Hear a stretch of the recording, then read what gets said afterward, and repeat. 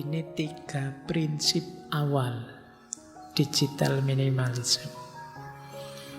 Yang pertama, mari kita sadari clutter is costly. Clutter itu kekacauan, ketidaktertiban, keruwetan, itu mahal. Terlalu banyak aplikasi, itu ya tetap mengganggu fokus, mengganggu produktivitas. Coba kalian cek HP-mu, smartphone-mu, ada berapa puluh aplikasi, berapa yang kalian pakai aktif, berapa yang aktif itu yang penting. Kalian kan tidak pernah merapikannya. Pokoknya jalan saja semua. Kadang-kadang nyari ini aplikasi ini di mana itu kamu bingung dewe. Terlalu banyaknya aplikasi di HP-mu. Kamu tidak pernah merapikan. Ini primer harus ada. Kalau ini sekunder. Kalau ini tidak ada juga tidak apa-apa. Sebenarnya dibuang saja daripada itu. Kamu tidak pernah mikir gitu. Pokoknya ini masuk, ini masuk. Alasanmu sederhana. Siapa tahu. Iya kan? Kamu kan selalu dasarmu, siapa tahu besok butuh, siapa tahu besok perlu, siapa tahu. Akhirnya sampai diingatkan sendiri kan oleh gadgetmu, aplikasi ini sudah sekian bulan tidak dipakai, kita aktifkan ya notifikasinya, sampai kasihan HP-nya sama kamu. Dia ingin mematikan notifikasinya sendiri. Karena kita sendiri abai dengan itu. Kita tidak sadar betapa hidup kita dibikin rumit, dibikin ruwet oleh itu. Itu yang disebut clutter is costly. Mahalnya di mana, Pak? Ya kita jadi tidak produktif. Waktu kita habis tersita oleh itu. Jadi jangan dikira mahal itu selalu berhubungan dengan uang. Uang bisa dicari lagi, waktu tidak bisa kembali. Kalau waktu kita habis gara-gara gadget untuk hal-hal yang tidak penting, ya kita sedang mengabaikan sumber daya yang paling berharga dalam hidup kita. Ya, jadi clutter is costly. Yang kedua, optimization is important. Optimasi itu penting. Mari kita pakai secara optimal, semaksimal yang penting yang kita perlu saja. Boleh teman-teman bikin aturan sendiri. Saya buka WA itu kalau urusan ini saya gunakan. Kalau Facebook itu kalau tentang ini dan ini. Kalau ini boleh kalian bikin rumus sendiri.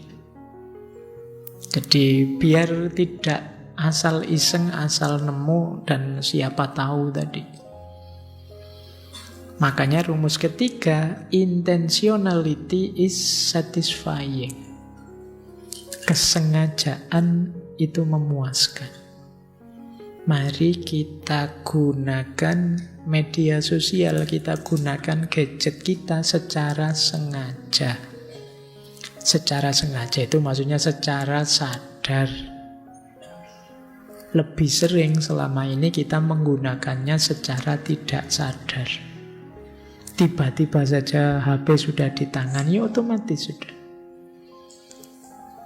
Nah, setiap kali pegang tanya, ini saya tujuannya apa pegang HP saat ini? Mencari berita, melihat kabarnya teman, atau nyari hiburan, atau apa? Ya, pastikan, kalau ini saja kita tidak mampu, ya kita akan kesulitan untuk melakukan decluttering, istilah beliau, merapikan kekacauan.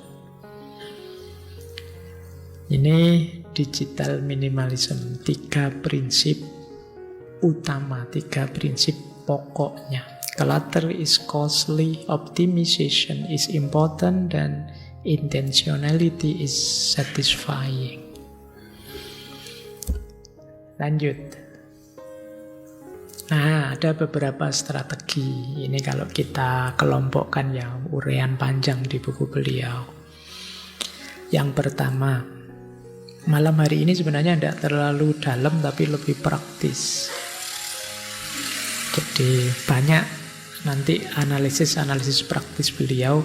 Beliau di buku itu juga melakukan penelitian orang yang sedang melakukan digital minimalism.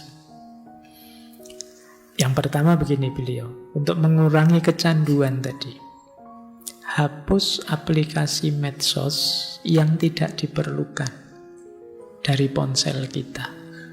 Jadi setelah ini teman-teman kalau nanti pulang, cek ya di aplikasi apa saja yang dipakai atau yang tidak dipakai. Yang tidak dipakai mending dibuang saja. Pak, kalau besok ternyata perlu Pak, ya kalau perlu dimasukkan lagi. Daripada tidak ada gunanya di situ. Kadang yang ngasih notifikasi, ngasih peringatan yang hanya merepotkan kalian. Apalagi kalau terus tiba-tiba iklan yang keluar. Nah, jadi seleksi, nanti pilih, sisakan yang primer saja. Yang kedua, ini tips dari beliau ya. Batasi akses kalau bisa dari komputer agar lebih sulit dijangkau. Misalnya begini, Pak, di HP saya hanya ada WhatsApp saja, Instagram, kemudian Facebook, kemudian ini adanya di laptop. Nah, kalau ada di laptop itu kan bukanya tidak bisa sembarangan. Yo, laptop lebih besar, gak mungkin kamu saku kemana-mana laptopmu. Bukanya lebih ribet. Jadi tidak sesimpel HP. Kalau ada di HP kan anytime kamu buka, bisa mendistraksi. Tapi kalau memang perlu ya dibuka di laptopnya, di komputer kita. Itu baru kita cek email yang masuk dan lain sebagainya. Itu dari laptop, PC. Kemudian nonaktifkan kalau ada feed yang rutin. Kadang-kadang ada kan itu feed berita. Tiap kali ada berita baru kita dikasih tahu. Tiap kali itu biasanya mendistraksi. Lagi santai apa, tiba-tiba ada berita apa, mengganggu kita. Jadi kalau bisa, kalau ada aktif itu, bagian notifikasi feed-feed itu kita nonaktifkan. Kemudian batasi. Kasih rumus sendiri teman-teman. Pak, saya masih Pak bermedsos, tapi saya batasi 1 hari 30 menit. Itu pun saya buka 2 kali, pagi 15 menit, sore 15 menit itu. Dan beritahu teman-temanmu semua bahwa saya begitu cara main medsosnya. Jadi mohon maaf kalau ada yang urgent mendadak boleh phone, tapi kalau yang biasa-biasa ya boleh sih chat, tapi nanti saya bukanya sore sama pagi. Nah, ini mulai latihan biar tidak ketergantungan. Kemudian kalau HP-HP yang baru biasanya ada itu peringatan penggunaan yang terlalu lama. Kamu sudah menggunakan lebih lama 2 jam di minggu ini, kan ada HP yang peringatan begitu. HP-HP baru biasanya, yang lama mungkin masih tidak ada.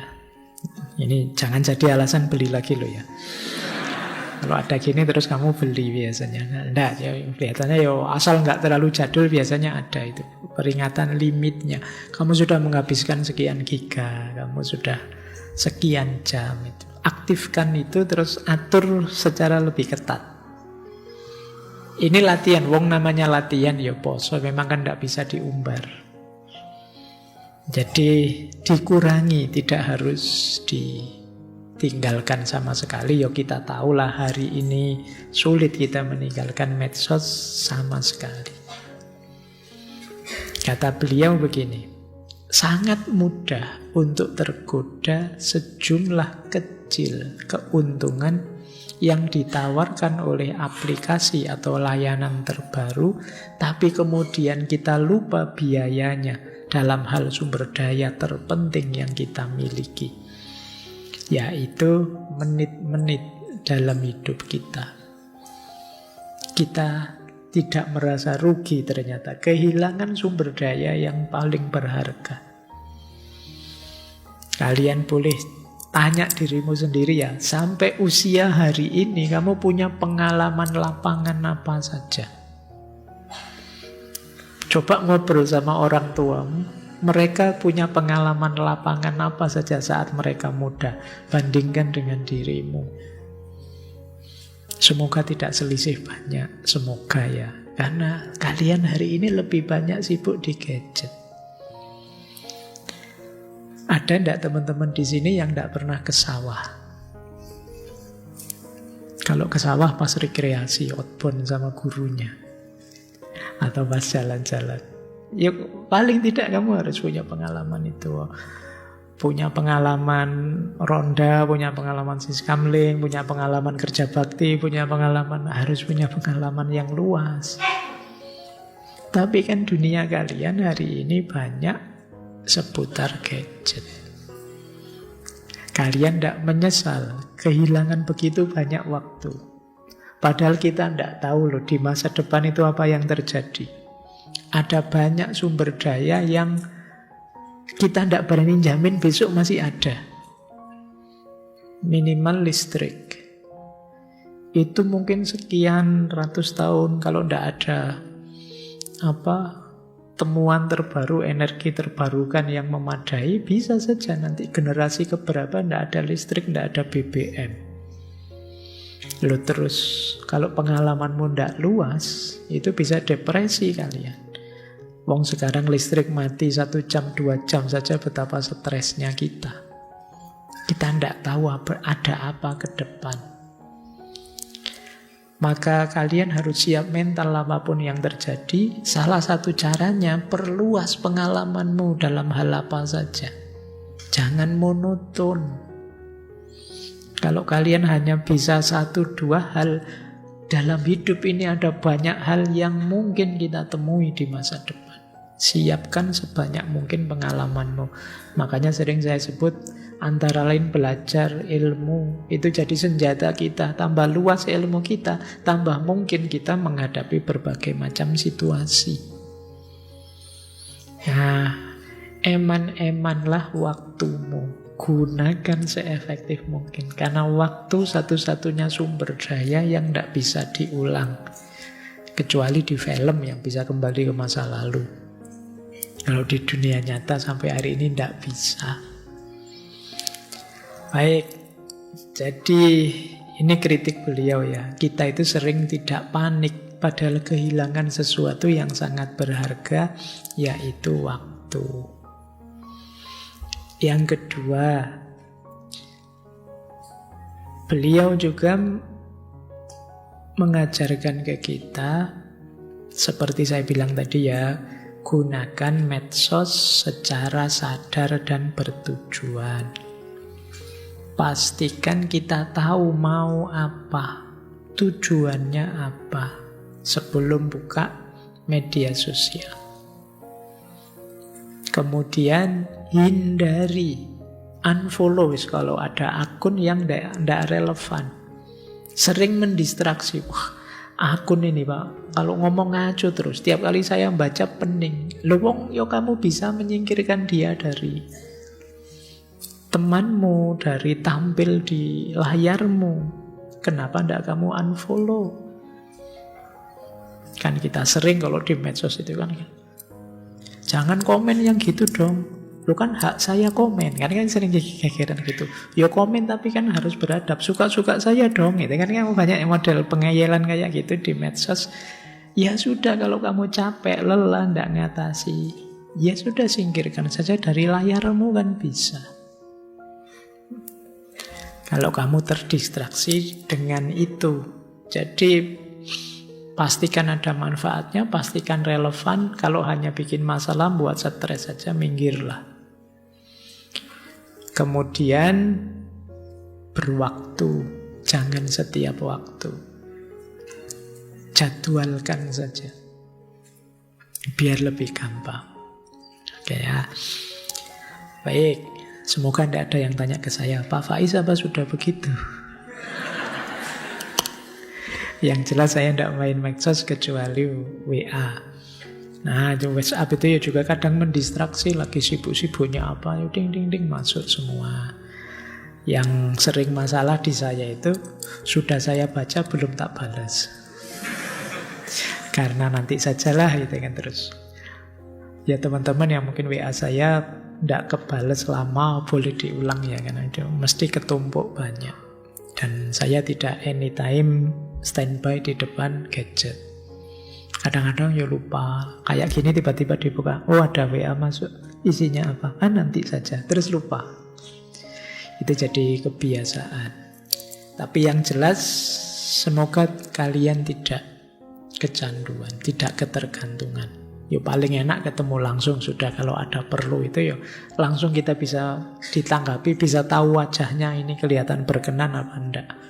Kalau di WA, kalau di itu kan kamu merasa enggak berkenan, kamu merasa marah, merasa itu kan, tapi masih tetap bisa kirim emoji senyum, bisa kirim, padahal kamu jengkelnya luar biasa.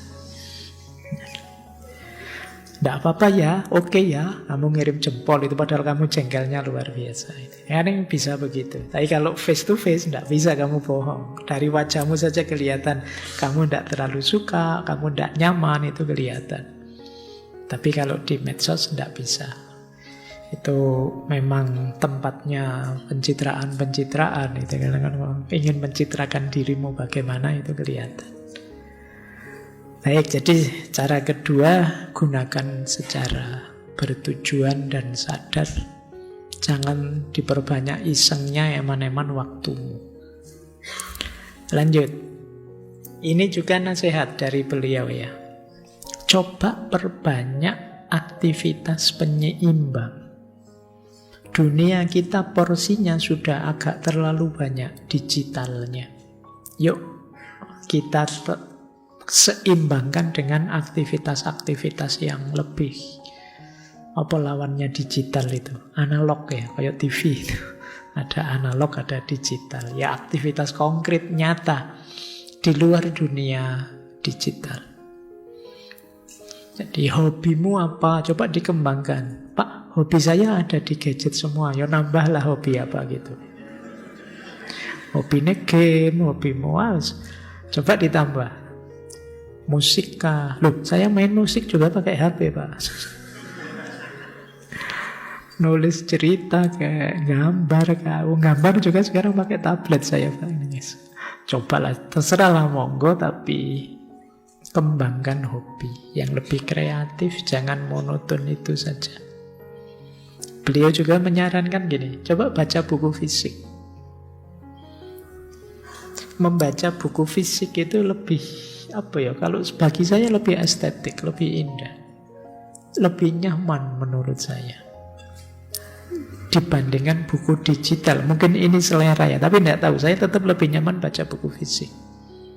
Saya kalau baca buku digital tidak tahan lama, mungkin karena terangnya atau apanya, tapi tetap tidak tahan lama. Tapi kalau baca buku fisik, apalagi bukunya asik, itu bisa 1 hari 1 buku.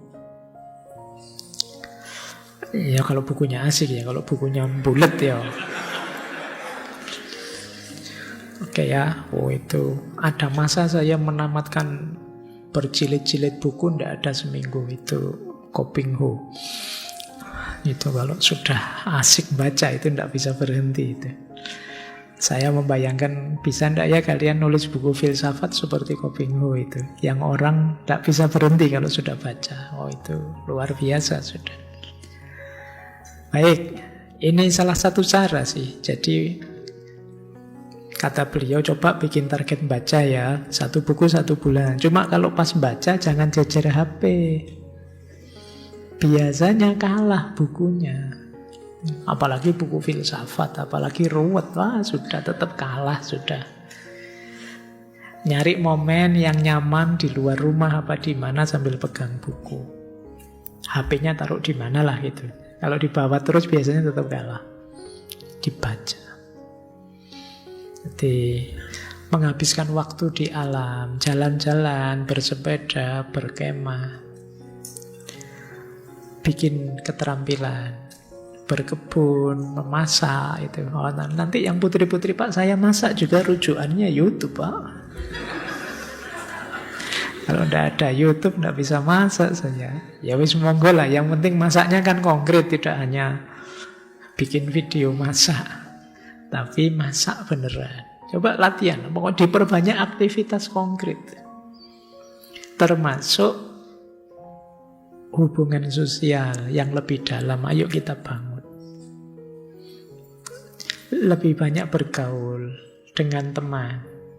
Coba deh sekali-sekali nulis surat untuk orang yang kita sayangi. Kalian yang sedang di kos-kosan, sekali-sekali kayak orang zaman dulu nulis surat untuk orang tuamu gitu. Biar orang tuamu kaget. Ada surat ini dari anakku di Jogja. Itu kan keren ya. Itu tiba-tiba ada surat. Isinya, Bapak jangan kaget, saya nulis surat. Semoga Bapak sehat-sehat. Bulan ini sudah habis loh uangnya.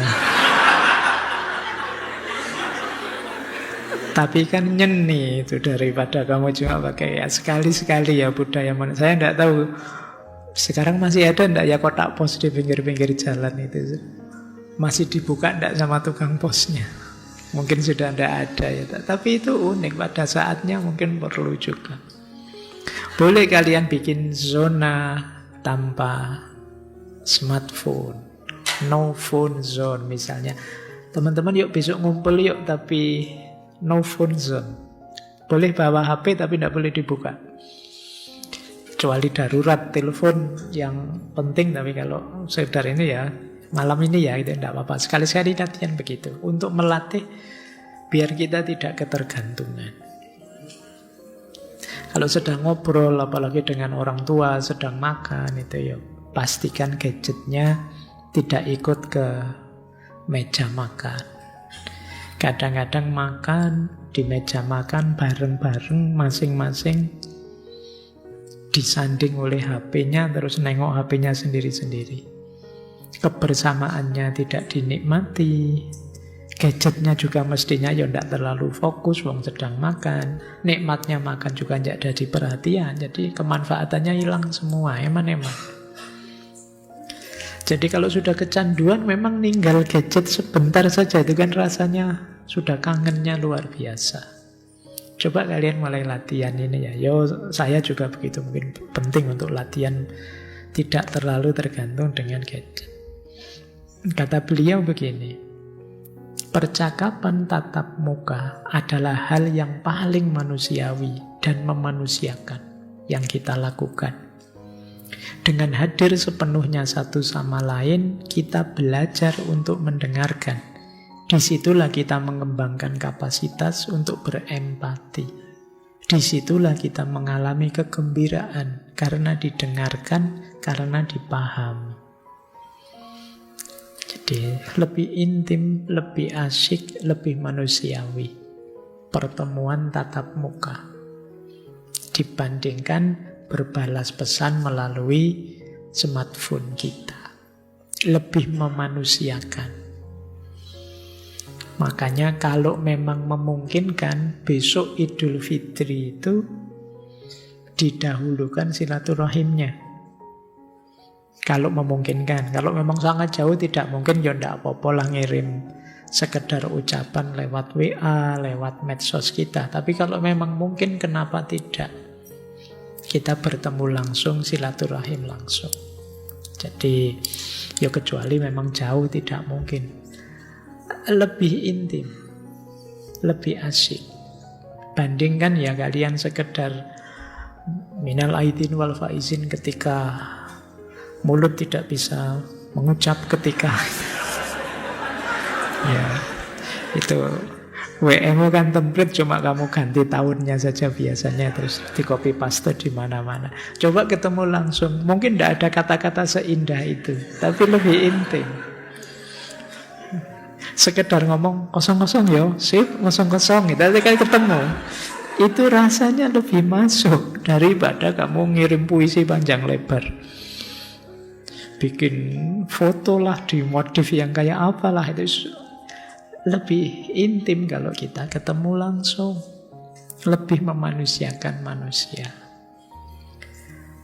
Baik, ya mungkin kalau tidak sempat dari rumah ke rumah, ya bikin momen kebersamaan yang kita bisa ketemu bareng-bareng itu minimal lah ya. Ya kalau memang sangat terpaksa bagaimana lagi daripada tidak, baru lewat medsos. Jadi saran beliau memang diperbanyak komitmen kebersamaan sosial. Hari ini kita sering salah paham, hari ini kita banyak terpecah-pecah, mungkin karena tidak pernah ketemu. Komunikasinya jarak jauh terus. Kita membaca orang, memahami orang sesuai suasana hati kita, karena kita tidak tahu kondisi sebenarnya yang dia alami. Kalau kita pas jengkel, ya meskipun kiriman WA dari dia itu indah, kalau hati kita jengkel, ya kita membunyikannya kan jengkel juga. Jadi misalnya temenmu bilang, gimana hari ini, sukseskah? Itu kalau kita jengkel, temenmu tanya sukses itu rasanya nyindir. Mentang-mentang saya tidak sukses, bolak-balik tanya. Nah gitu kita rasanya nyindir. Suasana hati kita, karena kita tidak tahu situasi dia yang sebenarnya. Beda kalau ketemu langsung. Baik, itu yang ketiga. Terus beliau menyarankan lagi, ini menarik kata beliau. Kita sering lupa ini sekarang. Kalau tadi kan sosial, kita sering sekarang tidak betah sendirian. Kita kehilangan momen sendiri. Kenapa? Karena ada gadget. Begitu kita sendiri, kita cepet-cepet nyari gadget kita. Beliau punya istilah solitude deprivation. Jadi satu kondisi yang sekarang hilang, yaitu kesendirian, lenyapnya kesendirian. Karena kita sekarang sebenarnya mungkin kita di kamar sendiri, tapi hakikatnya kita tidak sendiri. Kita ramenya luar biasa di dunia digital. Kita kehilangan momen high quality solitude, kesendirian yang berkualitas tinggi, yaitu kesendirian untuk berefleksi, kesendirian untuk merenung, kesendirian untuk tafakur, tanpa gangguan dari luar. Sekarang kita selalu mendapat gangguan dari luar. Dari mana? Dari gadget kita. Kalau dulu orang membayangkan gangguan dari luar itu ya tetangga lah, ya teman-teman lah. Padahal gangguan itu sekarang ya terkumpul semua di medsos kita, di gadget kita. Kita tidak pernah benar-benar sendiri sekarang. Loh, orang yang kehilangan momen kesendirian tentu saja tidak ada waktu lagi untuk berpikir, merenung, mengembangkan diri, mengevaluasi diri, tafakur, muhasabah, hilang momen itu. Wong sekarang kita sekarang banyak saya lihat itu mendengarkan khutbah Jumat saja kamu tidak betah, kan ada yang sambil buka HP. Jangan-jangan sudah ada yang iktikaf sambil tiktokan. Nanti ada yang lain. Nanti kalian bikin vlog live iktikaf dari masjid mana itu, kamu sibuk dengan itu. Jadi seolah-olah kamu ingin sendirian, gayamu kayak sendirian, tapi sebenarnya kamu tidak sendiri. Jadi itu yang disebut high quality solitude, kesendirian yang berkualitas. Kita lenyap. Hari ini tidak punya itu. Makanya kata beliau, 3 keuntungan yang penting yang diberikan oleh kesendirian itu apa? Ide baru, pemahaman diri, dan ketersembunyian dari orang lain. Ini yang kita sering terlewatkan momen ini. Kita jadi tidak kreatif, wong kita reaktif terus menanggapi sekeliling kita. Kita kehilangan diri kita mengalir di tengah dari viral ke viral, dan kita tidak tersembunyi, kita tampil telanjang setelanjang-telanjangnya di depan orang lain. Kita sendiri yang memamerkan diri kita full tanpa sensor 100%. Dari bangun tidur sampai mau tidur lagi. Wong kamu bangun tidur juga selfie cekreng, mungkin moto sandalmu, moto jendela, moto apa.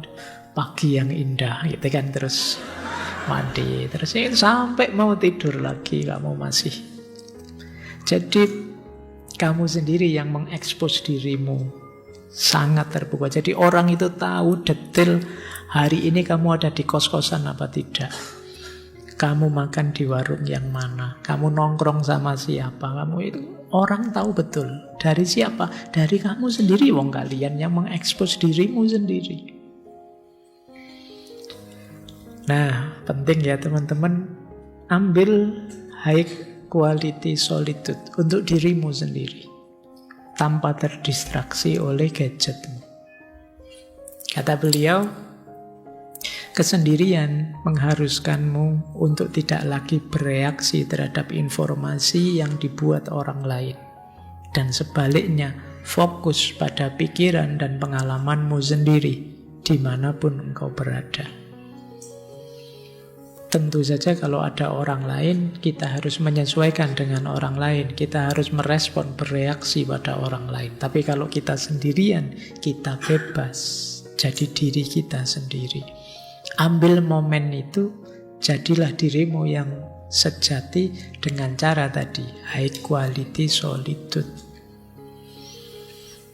Nah, nanti, tapi jangan, wah ini saya sedang sendirian ini, high quality, saya sedang tafakur, terus kamu selfie, nih sedang high quality solitude nih. Ayo foto wae kalau gitu ya.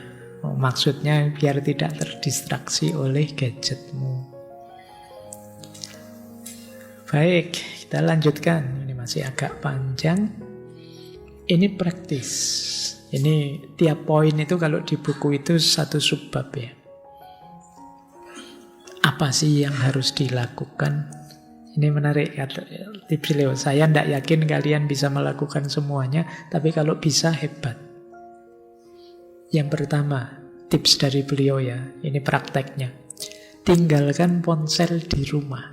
Oh, ini sudah berat ya. Yang pertama sudah angkat tangan sudah. Jadi ya kayak tadi lah, kamu merasa, Pak ini kan penting Pak, nanti kalau ada yang nelpon saya, kalau ada yang kamu merasa kayak orang sangat penting. Tinggalkan ponsel di rumah itu bukan berarti terus tidak pakai ponsel kan. Ya nanti kalau pas di rumah dibuka, kalau ada apa dibuka. Itu gunanya tinggalkan ponsel di rumah. Ini dalam konteks latihan ya, dalam konteks biar kita tidak kecanduan. Padahal hari ini kalau kita HP ketinggalan kan rasanya kayak tidak nyaman di mana saja, pingin segera pulang lihat HP. Apalagi kalau di rumah ada orang lain, ada orang tua, ada adik, itu nanti jangan-jangan HP saya dibuka-buka. Wah bahaya itu. Kamu khawatir mesti. Kalau berani tinggalkan ponsel di rumah. Yang kedua, perbanyak jalan-jalan di lapangan maksudnya. Jadi jangan di kamar saja deh, coba ke lapangan. Paling tidak kalau kalian di luar rumah itu buka HP-nya kan tidak sebanyak kalau pas di rumah. Perbanyak aktivitas di luar. Jadi jalan-jalan yang agak jauh lah ya. Mungkin sekali-sekali nengok HP, tapi kan lebih banyak memperhatikan sekitar. Beda kalau dengan di rumah. Kamu di rumah rebahan terus tidak lepas dari layar. Yang ketiga, tips dari beliau, tulis surat untuk dirimu sendiri. Ini lebih unik lagi. Bikin semacam jurnal, ceritakan apa saja pengalamanmu sehari-hari. Dalam rangka evaluasi diri, dalam rangka memahami diri, juga menyibukkan diri dari hal-hal yang tidak penting. Hari ini saya mengalami ini. Ngaji tadi malam isinya ini, saya dapat pelajaran ini, tapi saya masih belum mampu melakukan ini. Tidak apa-apa, kamu tulis. Akan banyak keuntungannya. Untuk bahan evaluasi juga mengenali dirimu, siapa tahu juga penting. Yang selanjutnya beliau punya tips, jangan mengklik like. Ini menarik ya. Kenapa sih tidak boleh mengklik like? Ini sebenarnya maksudnya beliau, orang ngeklik like, ngeklik jempol dan lain sebagainya, itu biasanya orang ingin berpartisipasi tapi pasif. Kalau memang ingin komen panjang lebar yang rasional, masuk akal, komen saja. Jangan sekedar like. Like itu kadang-kadang kita hanya basa-basi saja, mendistraksi orang lain, menipu orang lain. Tidak bagus karena teman kita jempoli, terus dia merasa hebat, padahal tidak hebat-hebat amat. Nah, kalau memang perlu dipuji, tunjukkan dengan kata-kata yang lebih panjang. Kamu bagus sekali bikin kalimatnya, kapan-kapan belajar ya. Itu mungkin lebih aktif. Tidak sekedar terlibat tapi pasif, kata beliau. Ini dalam rangka tadi loh, kita melakukan apa saja harus ada tujuannya. Kadang-kadang orang nge-like itu tidak ada tujuannya. Iseng saja, jempol atas atau jempol bawah itu banyak di antara kita yang iseng saja. Kita tidak pernah tanya gunanya apa sih saya jempoli dia. Jangan-jangan dia malah lupa diri. Tak kasih jempol bawah itu ada efeknya enggak sih? Makanya beliau menyarankan kalau bisa jangan klik like. Konsolidasikan pesan teks. Mau nulis apa saja, mau komen apa saja, pastikan ada gunanya dan bagus. Jangan asal. Kadang kita nulis pating peletot, isinya tidak jelas, orang bingung, kamu mungkin nulis opo panjang-panjang. Itu juga eman-eman. Pastikan setiap yang keluar dari jemari kita sesuatu yang memang berguna dan penting. Kalau bisa, tetapkan kayak dokter praktek itu. Jam sekian sampai jam sekian. Teman-teman yang ingin hubungi saya, nelpon saya jam sekian sampai jam sekian. Di luar itu, mohon maaf kalau pas nelpon saya enggak diangkat. Ini namanya kita punya jam resmi. Itu lebih mudah untuk kita ngatur, tidak terlena. Kemudian perbaiki atau buat sesuatu setiap minggunya. Ini maksudnya beliau lakukan banyak hal selain megang gadget. Bikin ini, bikin itu. Minggu ini saya ingin bikin tulisan tentang ini. Minggu ini saya ingin memperbaiki laptop saya. Minggu ini saya ingin modif motor saya. Minggu ini boleh. Lakukan sebanyak mungkin hal di luar kesibukanmu main gadget. Sebanyak mungkin. Saya ingin latihan bisa nyukur, Pak. Saya ingin latihan bisa nambal celana, Pak. Saya ingin lakukan itu. Biar kalian lebih meningkat terus. Skill, kemampuanmu juga kualitas dirimu. Jadwalkan untuk waktu luang yang berkualitas rendah. Maksudnya gini, rebahan yang hanya nyekrol saja boleh setiap minggu, hari ini dan ini saja, itu pun setengah jam misalnya. Dijadwalkan. Jadi yang iseng, yang tidak ada gunanya boleh lah, wong kita manusia kadang mungkin pingin yang santai-santai, jadwalkan saja itu. Yang nengok ke sana kemari yang tidak jelas tujuannya, misalnya 1 minggu saya batasi 1 jam. Cari circle yang sesuai. Kemudian komitmen dengan rencana yang sudah ditetapkan. Hapus media sosial yang tidak kita gunakan. Apalah itu. Pak, saya biasanya pakai WA, Pak. Tidak pernah pakai micet, Pak, misalnya. Ya buangin micetmu, tidak usah dipakai, sudah. Eman-eman kontaknya, Pak. Ya dihapus semua, wong ya, wong kamu tidak pernah pakai kok. Oke ya, terus kayak tadi kalau memungkinkan kamu di komputer, tidak di gadget. Yang di gadget yang memang urgent saja, yang semua orang ngerti kamu selalu on di situ. Tapi yang kamu tidak pernah on atau onnya jarang-jarang, taruh di komputer saja. Terus beliau menyarankan gunakan media sosial seperti seorang profesional. Gunakan media yang lambat. Kalau memungkinkan. Kita hari ini kan opo-opo serba cepat, berita juga yang terbaru dan lain sebagainya. Coba yang lebih slow tapi lebih meyakinkan. Kurangi kesibukan kita dengan smartphone. Smartphone itu kan kayak gini, ini smartphone ini kan fasilitasnya banyak. Itu macam-macam, ada gamenya, ada videonya, ada streamingnya, ada itunya. Coba kita klasifikasi yang terpenting yang mana. Beliau mengomentari ini, kalau berita cepat itu ya, berita terkini yang langsung tiap detik, tiap peristiwa, begitu dia ada beritanya muncul, kata beliau, hampir selalu kualitasnya jauh lebih rendah daripada pelaporan yang mungkin dilakukan setelah satu peristiwa terjadi. Dan jurnalis punya waktu untuk memprosesnya. Jadi akan lebih valid, lebih dalam berita itu kalau jurnalisnya ada waktu cukup untuk ngolah dan menata beritanya. Tapi yang berita live terus-terusan itu biasanya kurang dalam. Kata beliau begini, seorang jurnalis terkenal baru-baru ini memberitahu saya bahwa mengikuti berita terkini di Twitter memberinya kesan bahwa ia menerima banyak informasi. Tapi menurut pengalamannya, menunggu hingga besok paginya untuk membaca artikel tentang berita tersebut di Washington Post hampir selalu membuatnya lebih terinformasi. Jadi berita besok harinya biasanya di koran yang cetak itu, ya karena jurnalisnya ada waktu untuk ngolah berita lebih matang. Jadinya beritanya jauh lebih dalam, lebih valid. Kecuali engkau seorang reporter berita terkini, biasanya kontraproduktif untuk mengekspos dirimu pada informasi yang tidak lengkap, berlebihan, dan seringkali bertentangan, yang dimuntahkan melalui internet sebagai tanggapan terhadap peristiwa penting. Yok, kalau kita jurnalis sih ya memang harus mengikuti berita per detiknya. Tapi kita kan bukan jurnalis. Misalnya ada berita malam ini, kita membacanya besok kan tidak masalah. Kalau itu beritanya jauh lebih valid, lebih dalam, lebih lengkap daripada kita tahu detik per detik tapi kita dapat informasi yang dangkal. Jadi kata beliau, ya kecuali kalian jurnalisnya. Kalau tidak jurnalis ngapain sih? Kalau tidak terlalu urgent, kita harus mengikuti berita detik per detik. Jadi mungkin besok, saya tidak tahu ada tidak di sini yang masih rajin baca koran cetak.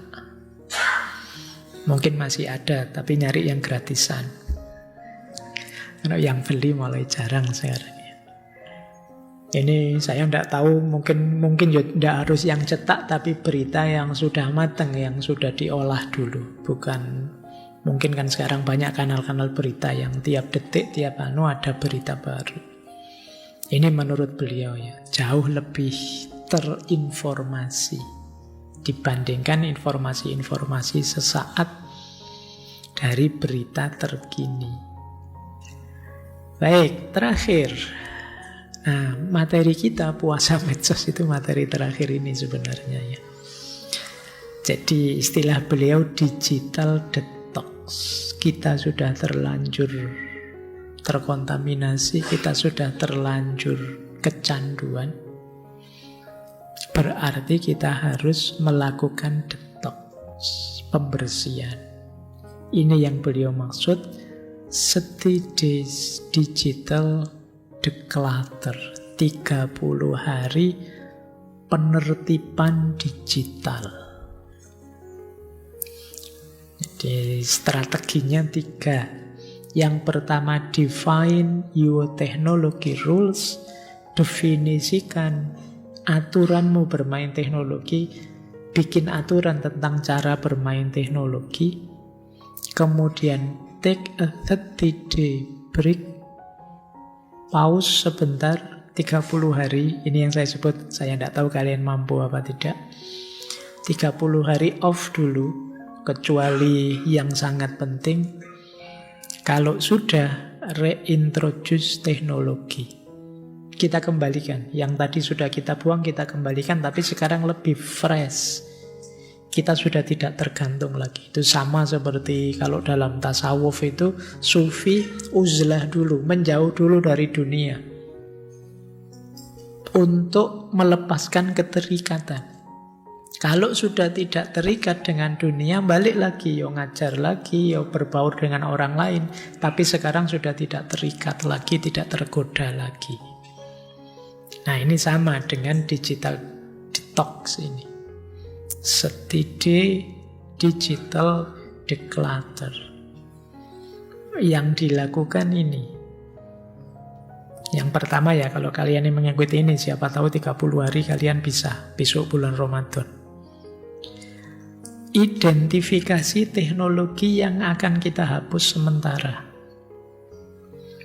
Temukan teknologi yang bukan bagian dari hal penting atau kebutuhan mendesak kita. Ini tidak penting, ini tidak urgent, itu kita buang. Apalagi yang sering menghabiskan waktu, media sosial, game, aplikasi hiburan, dan lain sebagainya. Kemudian, untuk yang tidak kita buang, tetapkan batasan. Minimal pakainya 30 menit sehari. Minimal pakainya 15 menit sehari. Di waktu puasa, malam hari. Kalau waktu puasa, subuh sampai maghrib tidak saya buka. Bukanya setelah maghrib itu pun 30 menit misalnya. Ini yang tersisa di situ. Tapi yang tidak penting sudah di-uninstall, sudah dibuang. Setelah itu, habiskan 30 hari tanpa teknologi yang sudah dihapus tadi dan yang masih ada digunakan secara efektif. Sisa waktunya gunakan untuk hal lain yang lebih penting, yang lebih berguna, bermanfaat. Membaca buku, mengembangkan hobi, sosialisasi, meditasi, zikir, wirid, tahajud, tadarus, dan lain sebagainya. Ada banyak yang bisa dilakukan. Apalagi bulan Ramadan. Oke, setelah 30 hari ditinjau kembali. Ini sudah 30 hari, apa yang harus saya kembalikan ke gadget saya? Jadi ditanyakan dulu, apakah yang mau saya kembalikan ini benar-benar meningkatkan kualitas hidup saya? Apa saya mampu menggunakannya secara lebih sehat dibandingkan dulu? Apa bisa saya mengatur agar tidak kecanduan lagi? Ini pertanyaan itu. Pastikan itu, kalau memang oke, boleh diinstal lagi. Plus, jangan lupa aturannya. Gunakan medsos, misalnya 30 menit sehari. Tidak buka medsos sebelum jam 9 pagi. Tidak buka medsos setelah jam 9 malam. Nah, ini rumus kalian yang menetapkan untuk dirimu. Lakukan ini yang disebut detox digital. Biar kita lepas dari kecanduan, ketergantungan teknologi digital. Tetap pakai pada akhirnya, tapi sekarang tidak terikat lagi. Tidak ada itu pun masih bisa bahagia, masih bisa senang. Ada banyak aktivitas yang bisa kita lakukan. Nah, ini mungkin Ramadan besok ya bisa dipakai untuk strategi latihan detox digital ini. Mulai nanti tarawih hari pertama sambil menghapus, uninstall yang tidak penting kayak micet dan lain-lain tadi lo buangan dulu. 30 hari dengan aplikasi minimal di gadgetmu, itu pun dibatasi pemakaiannya, diperbanyak ngajinya, diperbanyak tajarusnya, ikut kajiannya. Bisa ada banyak yang penting bisa kalian lakukan. Hafalannya dikembalikan lagi. Dulu kalian hafal banyak, sekarang banyak lupanya. Kembalikan lagi bulan Ramadan besok.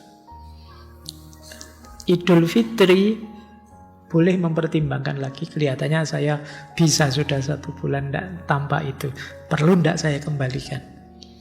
Kalau perlu, mampu tidak saya mengendalikan diri tidak seperti dulu yang kecanduan? Kalau bisa masuk. Kalau masih belum, boleh dipending latihan lagi. Ini yang disebut steady digital declutter. Nah, ini syaratnya. Aplikasi yang akan kalian kembalikan, pastikan berkarakter 3 itu. Berhubungan dengan hal yang sangat bernilai untuk hidup kita. Tidak sekedar menyenangkan, tidak sekedar menguntungkan, tapi bernilai tinggi. Mungkin berhubungan dengan prinsip hidup, nilai hidup. Yang kedua, dia adalah cara terbaik.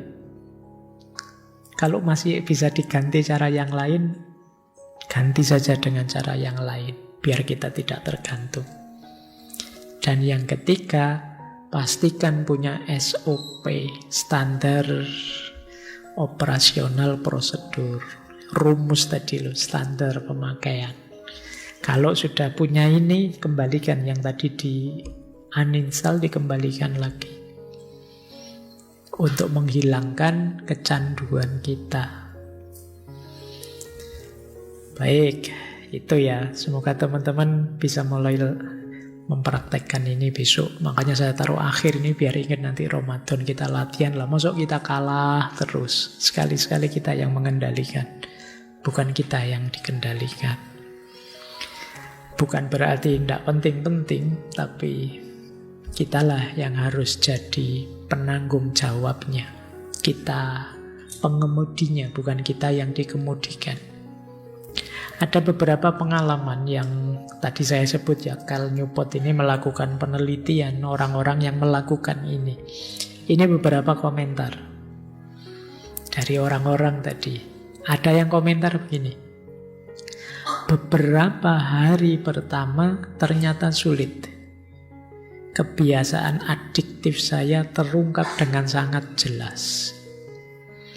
Ternyata saya memang kecanduan, tidak bawa HP. Itu hari-hari pertama.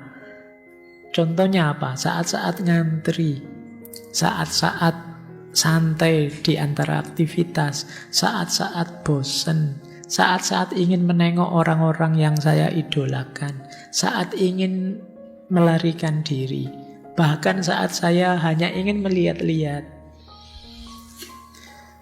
dan juga saat saya membutuhkan pengalihan. Setelah itu saya meraih ponsel saya. Kemudian saya ingat ternyata semuanya sudah tak hapus. Jadi sudah gatel tangannya ingin buka. Wah ini penting. Begitu dibuka, oh iya ya sudah tak uninstall tadi. Nah, ini memang fase-fase awal ini perjuangan sudah. Kalian harus kuat di fase-fase awal. Terus ketika saya pertama kali mengumumkan fakta bahwa saya tidak lagi menggunakan Facebook, orang di lingkungan profesional saya merasa heran. Ini orang lain yang diwawancara. Kok bisa ndak Facebookan lagi? Lalu saya tanya pada mereka, loh memang kenapa saya harus menggunakan Facebook? Tanya saya pada mereka. Mereka menjawab, ya saya tidak bisa memberitahumu secara pasti, tapi bagaimana jika ada sesuatu yang berguna di sana yang kamu lewatkan? Ini jawabannya seperti tadi kan, sering kita itu, nanti kalau ada yang penting gimana? Nanti kalau ada yang terlewat gimana? Padahal ya kenyataannya tidak ada sama sekali yang penting sudah lama, ya gitu-gitu saja. Tidak pakai juga tidak apa-apa. Nah cuma kita dikhawatirkan itu. Oh nanti kalau ada update terbaru, kalau ada nanti kita kudet dong, kita ketinggalan zaman dong, kita selalu ditakut-takuti begitu. Nah ini pengalaman orang kedua. Pengalaman orang ketiga, ini setelah selesai. Hari ketika saya selesai declutter, selesai latihan tadi 30 hari, saya bergegas kembali ke Facebook, ke blog lama saya, ke Discord, gembira dan siap kembali beraktivitas. Lalu sekitar setelah 30 menit menjelajah tanpa tujuan, saya mendongak dan berpikir, kenapa saya melakukan ini? Ini kan membosankan. Ini sama sekali tidak mendatangkan kebahagiaan bagi saya. Kenapa? Setelah 30 hari, kalian kan tadi meninggalkan yang kalian uninstall tadi, terus mengisi waktu dengan hal lain. 30 hari mungkin cukup untuk membuat kalian beradaptasi, nyaman, asik dengan aktivitas lain selain gadget. Mungkin tadi kalian melukis, mungkin tadi kalian masak, mungkin tadi kalian olahraga, mungkin kalian bermusik dan lain sebagainya. Pada akhirnya yang terjadi sebaliknya. Medsos dan lain-lain itu justru membuat kamu bosan. Gunanya apa sih saya melakukan gini? Rasanya kok tidak produktif. Jadi mindsetmu berubah. Yang semula tidak bisa meninggalkan, kemudian berakhir dengan apa gunanya saya lakukan. Kalian sudah mulai berjarak. Kalau tadi kan kecanduan, sama sekali tidak bisa meninggalkan. Jadi bukan kemudian tidak pakai sama sekali. Pada saatnya kalau memang perlu kalian pakai aplikasi itu, tapi kalian tidak berlama-lama buang-buang waktu melakukan yang tidak berguna, sekedar nyekrol yang tidak jelas tujuannya. Tapi kalian bisa menggunakannya secara efektif untuk kepentingan yang benar-benar penting. Nah, kalau sudah sampai di titik ini, alhamdulillah sekarang kalianlah pengendalinya. Bukan kalian yang dikendalikan. Baik, itu ya, semoga 30 hari besok selain puasa Ramadan, syarat dan rukunnya, kalian boleh bikin kurikulum sendiri untuk kalian, termasuk kurikulum puasa medsos, biar tidak terlalu terjebak kecanduan di situ. 30 hari puasa medsos. Ini menurut Cal Newport. Cuma ya tentu saja sesuai situasimu ya. Nanti jangan sampai, Pak saya kerjanya jadi operator medsos ya Pak. Ya kalau gitu ya jangan kemudian kamu uninstall, kamu dipendungi sama perusahaanmu. Pak saya bagian yang kayak apa? CS yang di depan itu ya Pak, yang bagian jawabi komplain lewat Facebook, lewat itu. Ya kamu jangan di-uninstall, kamu tidak bisa jawab nanti. Ya ngerti sendirilah situasimu, kondisimu ya. Sesuaikan dengan kondisi konkretmu. Pak saya sedang bikin skripsi tentang Facebook ya Pak, masa saya uninstall? Yo wis sing waras ngalah. Ya kadang-kadang kan ngeyelmu kayak gitu di Facebook itu, di Twitter kadang kan orang itu ngeyelnya kayak gitu. Kalian tahu situasimu, masa harus dijelaskan sampai detail satu-satu begitu.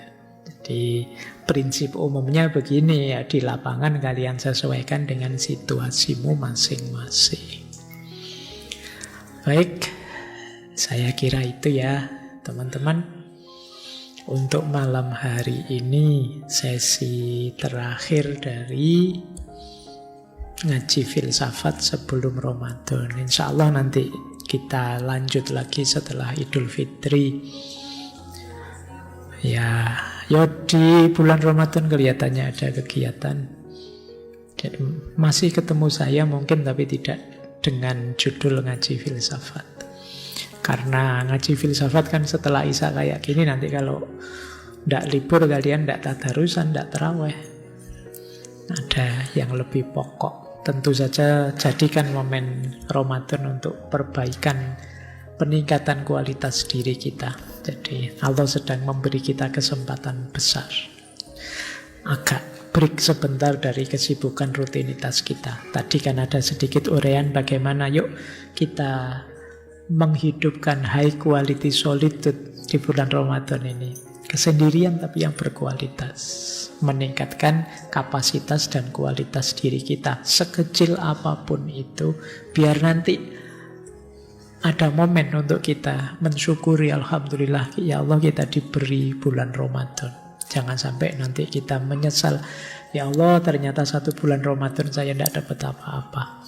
Manfaatkan bulan Ramadan yang akan datang semaksimal yang kita mampu.